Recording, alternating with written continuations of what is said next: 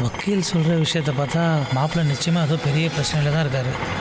அவரை காப்பாற்றினா தான் நம்ம பொண்ணு வாழ்க்கை நல்லாயிருக்கும். கொஞ்சம் நிறுத்துங்க. ருத்ரா மாதிரி இருக்கு, அதே பொண்ணு தானே? செக் பண்ணு.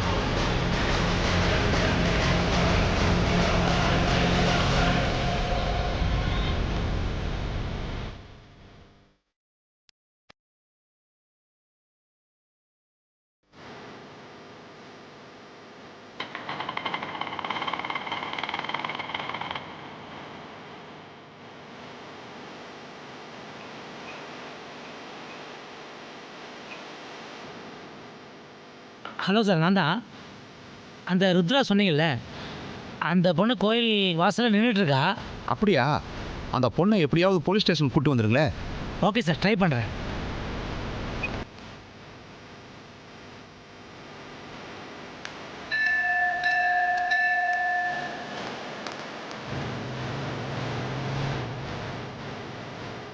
எக்ஸ்கியூஸ் மீ, நீ ருத்ரா தானே?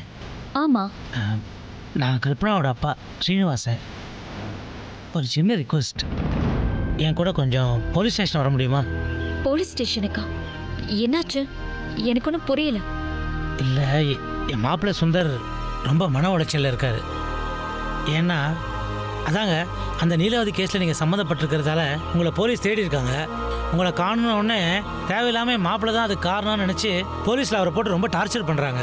நீங்கள் போலீஸ் ஸ்டேஷனுக்கு வந்து கொஞ்சம் எக்ஸ்பிளைன் பண்ணிட்டீங்கன்னா போதும், என் மாப்பிள்ளை அந்த பிரச்சனைலேருந்து தப்பிச்சு வெளியே வந்துடுவார். கொஞ்சம் வர முடியுமா? இல்லைங்க, வந்து இல்லை, I can understand your problem. But இந்த விஷயத்தில் உங்களை தவிர யாராலையும் எனக்கு ஹெல்ப் பண்ண முடியாது. உங்களை கெஞ்சி கேட்டுக்கிறேன், கொஞ்சம் வாங்கலேன். சரி, வாங்க போகலாம். தேங்க்யூ.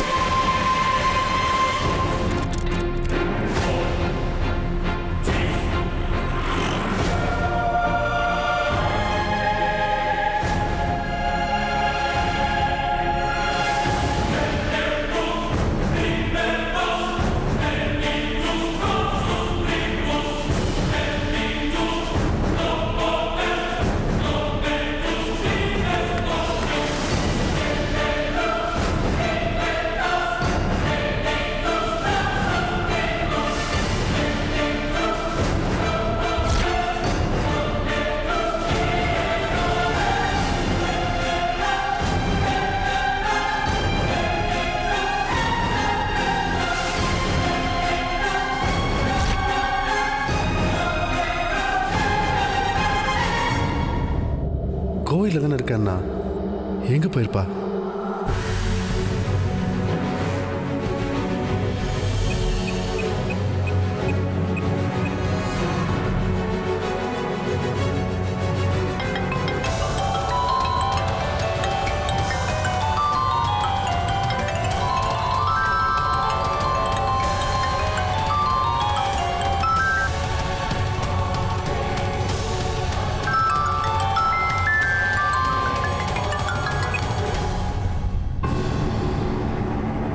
அவள் தான் நம்மளுக்கு கால் பண்ணி வர சொன்னா. இப்போ கால் பண்ணால் கட் பண்ணுறா. அப்படி எங்கே தான் போயிருப்பா?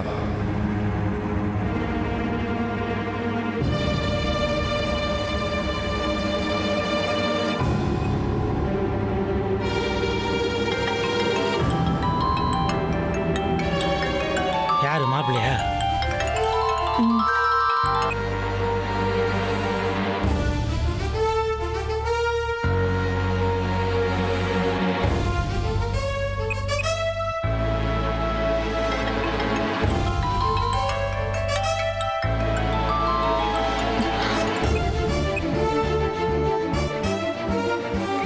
என்னை வர சொல்லிட்டு ஃபோனை சுவிட்ச் ஆஃப் பண்ணிட்டா. என்ன பண்ணுறதுன்னு தெரியலையே. ச்சே.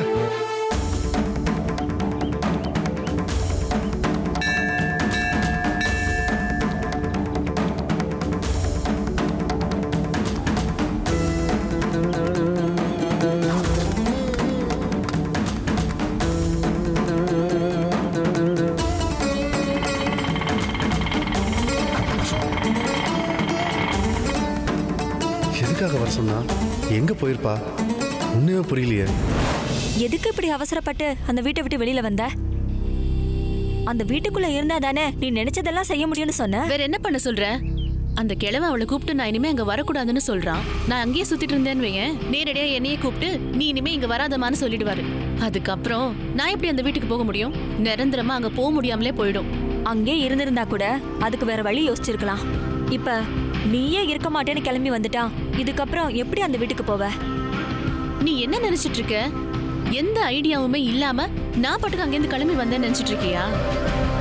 அதை விட ஸ்ட்ராங்கா அந்த வீட்டுக்கு போறதுக்கு பிளான் பண்ணிட்டு தான் வந்திருக்கேன். என்ன செய்ய போற?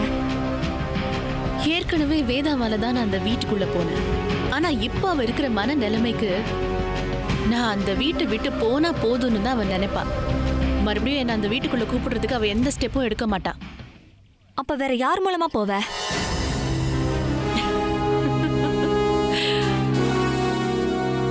சார் கண்டிப்பா ரொம்ப நல்ல பால் சார். நீங்க போட்டீங்கன்னா ஃபியூச்சர்ல உங்களுக்கு ரொம்ப யூஸ்ஃபுல்லா இருக்கும் சார்.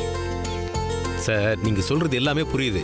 ஆனால் நாம் இதில் இன்வெஸ்ட்மெண்ட் பண்ணால் அது நாம் இருக்கும்போது நமக்கு பெனிஃபிட்டாக இருக்கணும். ஆனால் நீங்கள் சொல்கிற பாலிசியில் அது இல்லையே. எனக்கு அப்புறம் தானே இருக்குது. சார் உங்களை தாண்டி உங்களோட வீட்டுக்காரம்மா உங்கள் குழந்தை குட்டிங்க தானே சார் முக்கியம். அவங்களுக்கு நிஜமாலுமே யூஸ்ஃபுல்லாக இருக்கும் சார். சரிங்க சார், நீங்கள் சொல்கிற மாதிரியே வச்சுப்போம். இப்போது எனக்கு எதுவுமே ஆகலை, அப்போ நான் லைஃப் ஃபுல்லாக கட்டிக்கிட்டே இருக்கணுமா? இதனால எனக்கு என்ன பெனிஃபிட் இருக்குது சொல்லுங்கள் சார். அப்படி சொல்ல வரல சார். ஒரு உதாரணத்துக்கு இப்போ வண்டி ஓட்டும் போது இன்னதுக்கு சார் ஹெல்மெட் போட்டு ஓட்டுனுக்குறோம். கன்ஃபார்மாக ஆக்சிடென்ட் ஆகணும்னு போட்டுனுக்குறோம். இல்லை சார், ஒரு சேஃப்டி தான் அது சார். ஒரு சாரி, ஒரு பாதுகாப்பு தானே சார். அந்த மாதிரி தான் சார் பாலிசியும். அதே நீங்கள் என்னையுமே நல்லா இருக்கணும் அதெல்லாம் வேற சார். பட் இருந்தால் சார் சாரி சார். நீங்கள் முதல்ல ஃபோனில் பேசி முடிச்சுங்க. Sorry sorry sir. மல்லி,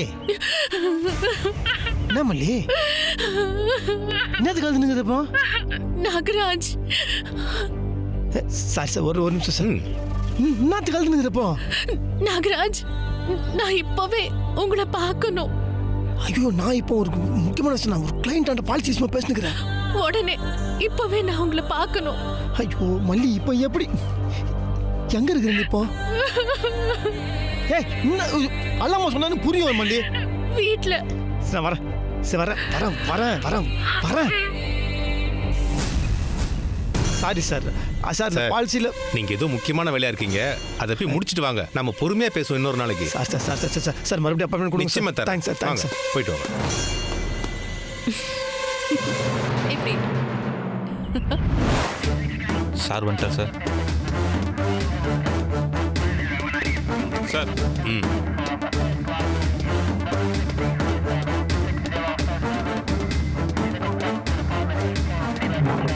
என்னையா? சார், நம்ம தேடிட்டு இருந்த ருத்ரா இங்கே வந்திருக்காங்க சார். வர சொல்லு. Okay sir.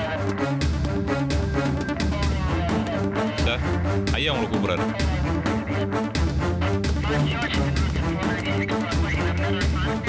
வணக்கம் சார். உட்காருங்க. நீங்களும் உட்காருங்க. Thank you sir. எங்கம்மா போயிருந்த தன்னால? நீ ஏன் வந்து சாட்சி சொல்றேன்னு சொன்ன? தேடி பார்த்து ஆளையே காணோம். உன்னை எங்கன்னு போய் தேடுறது? அம்மா, உனக்கு பெத்தவங்க சொந்தம் யாருமே இல்லையாமே? எவ்வளவு பெரிய முக்கியமான கேஸ் தெரியுமா இது? கமிஷனருக்கு டெய்லி நான் பதில் சொல்லிட்டு இருக்கேன்.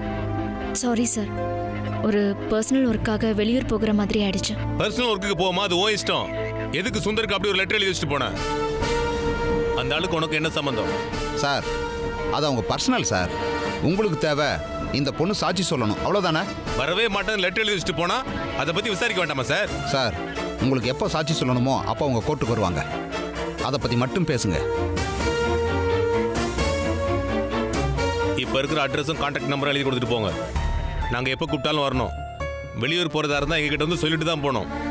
சரி சார். அடுத்த வாரம் ஹியரிங் இருக்கும், கால் பண்ணுறேன், நீங்கள் வந்துடணும். Okay sir. கிளம்புங்க.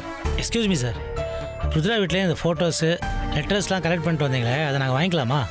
நீங்கள் யாருங்க சார்? இவங்களுக்கும் உங்களுக்கு என்ன சம்மந்தம்? நீங்கள் எதுக்கு இதெல்லாம் கேட்குறீங்க? அப்பா சார்,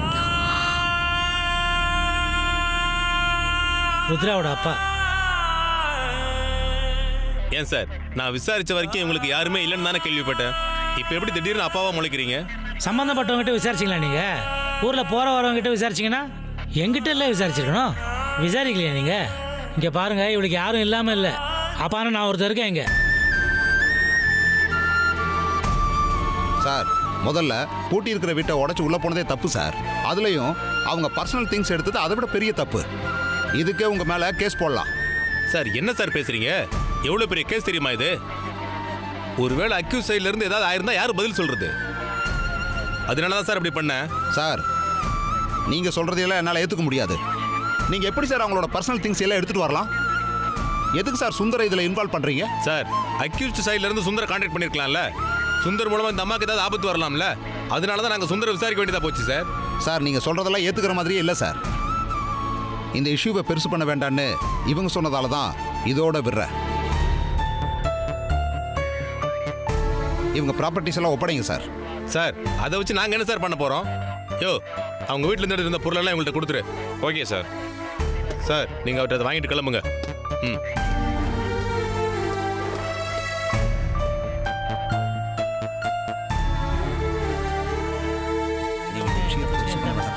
சார், இந்தாங்க சார்.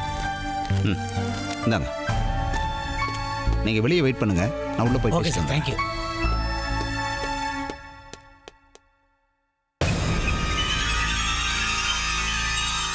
இந்த செலவுக்கு வச்சுக்க. சரிங்க.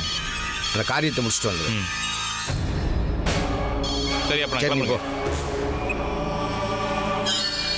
ஐயோ இன்ஸ்பெக்டர், உங்கள்கிட்ட இருந்து ஃபோன் வந்தாலே எனக்கு ரொம்ப சந்தோஷமா இருக்கியா? என்ன அந்த சுந்தர் பையன் உங்கள்கிட்ட வசமா சிக்கிக்கிட்டானா? இந்த தரம் என்னையா செஞ்ச? சார், இங்கே எல்லாம் தாறுமாற ஆயிடுச்சு சார். என்னையா ஒரு மாதிரியா பேசுற? என்னாச்சு? சார், இதில் ஏன் தப்புலாம் எதுவும் இல்லைங்க சார். நீங்கள் சொன்னீங்கன்னு சொல்லி அந்த சுந்தரி எவ்வளோ டார்ச்சர் பண்ணி பார்த்தேன் சார். ஆனால் திடீர்னு இப்படி நடக்கும்னு நான் எதிர்பார்க்கவே இல்லை சார். யோ, என்ன நடந்துச்சுன்னு முதல்ல சொல்லி சொல்லையா? சார், ருத்ரா வந்துட்டாங்க சார். என்னையா சொல்ற? அவ இப்படி அங்கே வந்தா? சார், ஃபோனில் எதுவும் சொல்ல முடியாது சார். நான் நேரில் வரேன் சார்.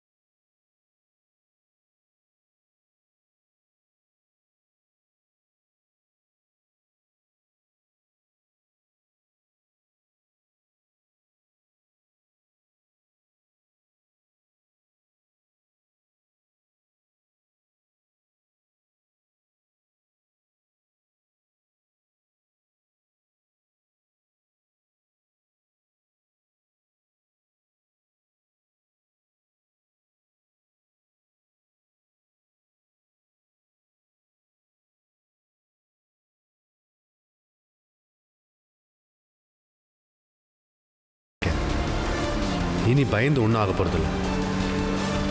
நடக்கிறது நடக்கட்டும்.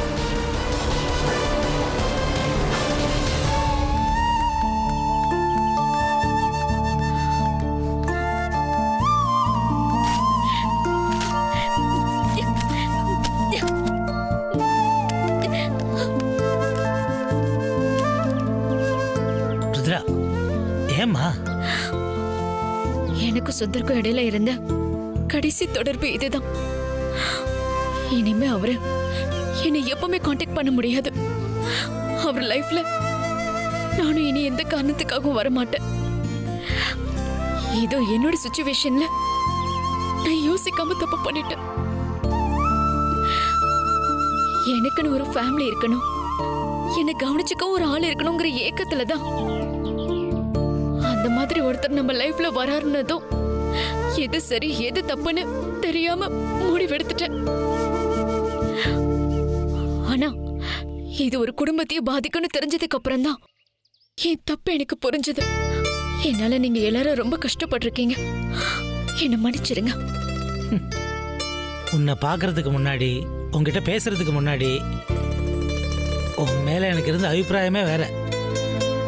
உன்னை எங்கே பார்த்தாலும் 4 அறை அரைஞ்சிட்டு அதுக்கப்புறம் தான் பேசணும்னு மனசுக்குள்ளே முடிவு பண்ணி வச்சுருந்தேன். இப்போ அந்த அபிப்பிராயமே மாறி போச்சுமா. தப்பே செய்யாதவங்கன்னு யாருமா இருக்காங்க இந்த உலகத்தில்? சொல்லு பார்க்கலாம். ஆனால் அந்த தப்பை பண்ணின பிறகு அதை தப்புன்னு ரியலைஸ் பண்ணி அதனால் மற்றவங்க பாதிக்கப்படுறாங்கன்றதை உணர்ந்து கொஞ்சம் கூட ஈகோ இல்லாமல் சுயநலம் இல்லாமல் அதை திருத்திக்க ட்ரை பண்ணுறாங்க பார்த்தியா? அதுக்கு ஒரு நல்ல மனசு வேணும். அந்த மனசு உங்ககிட்ட இருக்கு.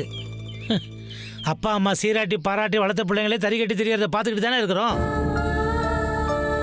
ஆதரவுக்கு யாருமே இல்லாத உன்ன மாதிரி பொண்ணுங்க இந்த உலகத்தில் சர்வைவ் பண்ணுறது எவ்வளோ பெரிய கஷ்டம்னு எனக்கு தெரியுமா. ஆக்சுவலாக அதில் வந்து தடுமாற்றம் தான் உனக்கு. நீ ஒன்றும் பிளான் பண்ணி என் மாப்பிள்ளை லைஃப்பில் வரலையே. உண்மையாக சொல்லப்போனால் தப்பெல்லாம் என் மாப்பிள்ளை பேரில் தான். என் பொண்ணு வாழ்க்கை என்ன ஆகுமோன்னு பதறிக்கிட்டு இருந்த எனக்கு அதை இவ்வளோ ஈஸியாக சால்வ் பண்ணிவிட்டு நீ போகிறேன்னு சொல்கிறியம்மா. இப்போ எனக்கு ஆக்சுவலாக உன் வாழ்க்கையை பற்றி தான் கவலையே. ஸ்டேஷனுக்குள்ளே நான் உனக்கு அப்பான்னு சொன்னது சும்மா வாய் வார்த்தைக்கு சொன்னதான் நினைக்காத. மனசார உண்மையாக தான் அப்படி சொன்னேன். இனிமே பேச்சுக்காக கூட யாருக்கிட்டையும் உனக்காக யாரும் இல்லைன்னு சொல்லிடாத. உனக்குன்னு ஒரு அப்பா நான் இருக்கேன். எந்த சமயம் எந்த ஹெல்ப் வேணாலும் சரி நீ தைரியமாக என்ன கேளு. உனக்காக எந்த உதவி வேணால் செய்ய நான் தயாராக இருக்கேன். நீங்க இப்படி சொன்னதுக்கு ரொம்ப தேங்க்ஸ். பெத்த பொண்ணோட வாழ்க்கையில பிரச்சனை பண்ணவளையே மகளை ஏத்துக்கிட்ட உங்களுடைய மனசு யாருக்குமே வராது. ஆனா அதை ஏத்துக்க நான் தயாரா இல்ல. சுந்தரோட லைஃப்ல இருந்து மொத்தமா நான் விலகணும்னு நினைக்கிறேன். உங்களோட இந்த அக்கறைனால பாசத்தினால அது உடைஞ்சிடக்கூடாது. ருத்ரா, என்னை யாரோ ஒருத்தியாவே இங்கிருந்து போக விடுங்க. அதுதான் எல்லாருக்குமே நல்லது. என்ன உங்க மகளா நினைச்ச உங்க நல்ல மனசுக்கு ரொம்ப தேங்க்ஸ்.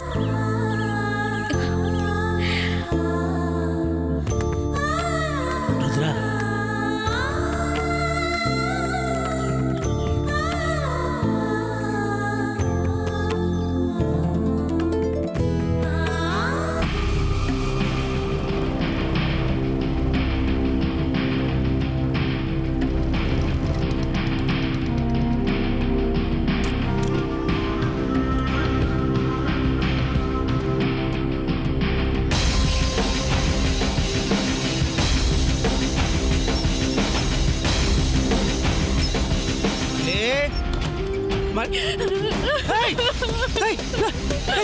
என்ன பண்ணுகிற நீ? அறிவில்லை உனக்கு? என்ன வேலை பண்ணுகிற நீ? முட்டலா நீ? அடி பாவி! ஐயோ, கொஞ்சம் லேட்டா வந்தா என்ன இருக்கும்? நீ போன் பண்ணி ஆழ்ந்தோடனே என்ன ஏதுன்னு புரியாம ஓடி வந்து பார்த்தா நீ இந்த மாதிரி ஒரு வேலை பண்ணுகிற? என்ன பிரச்சனை உனக்கு?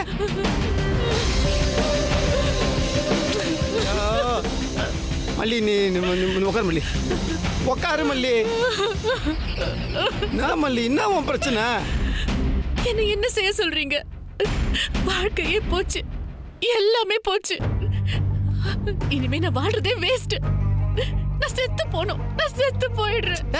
என்ன பேசுனுகிற நீ?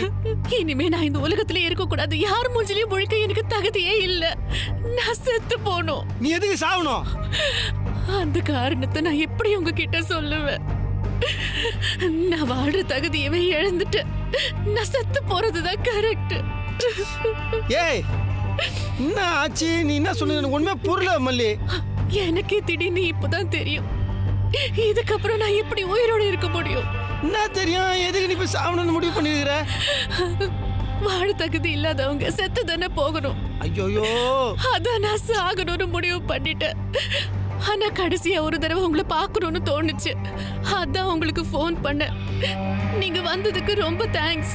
என் வாழ்க்கையிலயும் நீங்க வந்ததுக்கு ரொம்ப தேங்க்ஸ். நான் உங்க கூட இருந்த நாட்களை நினைச்சுக்கிட்டே நான் செத்து போயிடுவேன். என்ன ஆச்சு மல்லி? தயவுசு சொல்லு மல்லி. சும்மா செத்து போறனா என்ன மல்லி? விளையாடுறது மல்லி. என்ன உன் பிரச்சனை? நான் உங்களை பார்த்துட்டேன்ல, அது போதும், நீங்க கிளம்புங்க. மல்லி நீ எனக்கு சொன்னாதான் மல்லி தெரியும். மல்லி தயவுசே சொல்லு மல்லி. நான் சொன்னா உங்களால தாங்க முடியாது. வேணா நீங்க முதல்ல இங்க இருந்து கிளம்புங்க. நான் என்ன பாத்துக்கிறேன். பாரு உன்னை இந்த நிலைமையில விட்டு போக சொல்றியா? மரியாதை சொல்லு. சொல்லுன்றல. நீங்க எதுக்கு இப்போ டென்ஷன் ஆகுறீங்க? சாகறதுக்கு முன்னாடி உங்களை சங்கடப்படுத்த வேண்டாம்னு தான் சொல்றேன். இன்னொரு தடவை உன் வாயில சாவிக்கு வந்துச்சுன்னா அச்சு பல்ல கட்டுறோம் சொல்லிட்டேன். என்னத்துக்கு சாகணும்? சாகுற உள்ள அந்த உலகத்துல பெரிய பிரச்சனை கிடையாது. எல்லாம் பிரச்சனைக்கு வந்து இது சொல்யூஷன் இருக்குது. முதல்ல என்ன பிரச்சனை ஃபர்ஸ்ட் சொல்லு மல்லி. அப்பதான் என்ன பண்றது ஏது பண்ணி சொல்ல முடியும்.